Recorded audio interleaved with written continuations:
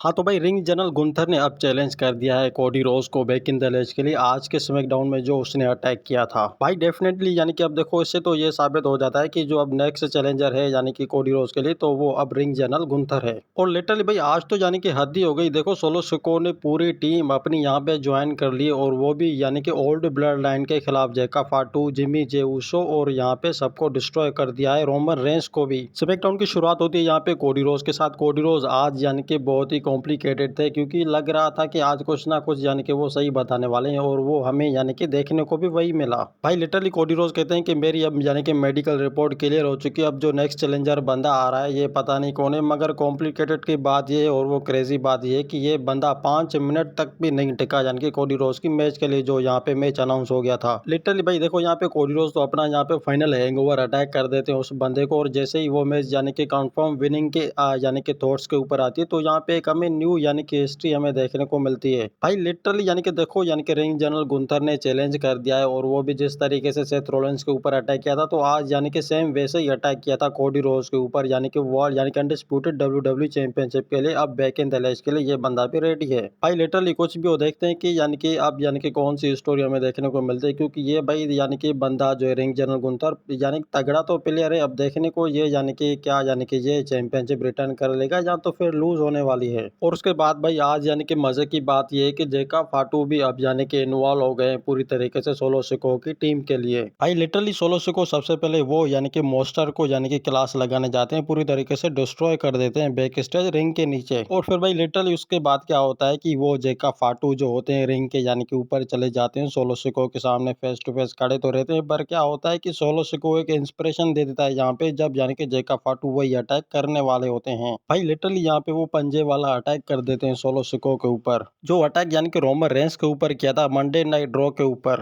भाई लिटरली अब ये देखो यानी कि फेक है या रियल है, पर आज के टाइम में जो यानी कि जेका फाटू है पूरी तरीके से वो यानी कि हैवी वे ओपोनेंट के ऊपर हो चुके हैं, यानी कि वो फर्स्ट नंबर पे आना चाहते हैं रोमन रेंस की वजह से। और भाई लिटरली यानी कि आज जो यानी कि फाइनल अटैक करने जा रहे थे जेका फाटू यानी कि स्मैकडाउन के लास्ट यानी कि मूवमेंट के ऊपर, तो वो जो मोस्टर होता है उसकी बराबरी का तो नहीं होता, मगर जैसे उसकी बराबरी आ जाता है तो वही यानी कि हैंगओवर अटैक कर देता है। लिटरली भाई देखा जेका फाटू का यानी कि ये जो हैंगओवर अटैक है पंजे वाला, तो मुझे लगता है कि आज के टाइम में ये बहुत ही यानी कि काफी वायरल हो चुका है और यानी कि हर अटैक वो यहाँ पे करते जा रहे हैं और यहाँ पे एक फिनिशर भी देते हैं उस मोस्टर को, सबसे बड़ा वाला। लिटरली भाई अब देखो ये चीज यानी कि क्यों हो रही है आपको तो पता है कि यानी कि जेका फाटू अपने आप को साबित करना चाहते हैं रोमन रेंस के लेवल के ऊपर, उसके साथ बराबरी रखना चाहते हैं। और यहाँ पे जो यानी कि हमें मूवमेंट देखने को मिलती है कि वो यानी कि जिमी जे ऊसो को कहते हैं। भाई लिटरली जेका फाटू कहते हैं कि रोमन रेंस कहाँ है, यानी कि आज स्मैकडाउन के ऊपर नहीं आया है क्या, उसने मुझे यानी कि उसको मुझे देखना था कि मैं कितना यानी कि काबिल हो चुका हूँ आज यानी कि जो स्मैकडाउन के ऊपर मैं राज कर रहा हूँ। भाई लिटरली देखो अब ये तो यानी कि मुद्दा खत्म हो गया स्मैकडाउन का, और मुझे लगता है कि जो यानी कि हैवी वे जो ओपोनेंट है वो आज के टाइम में तो मुझे लगता है कि जेका फाटू कई ज्यादा यानी कि हद से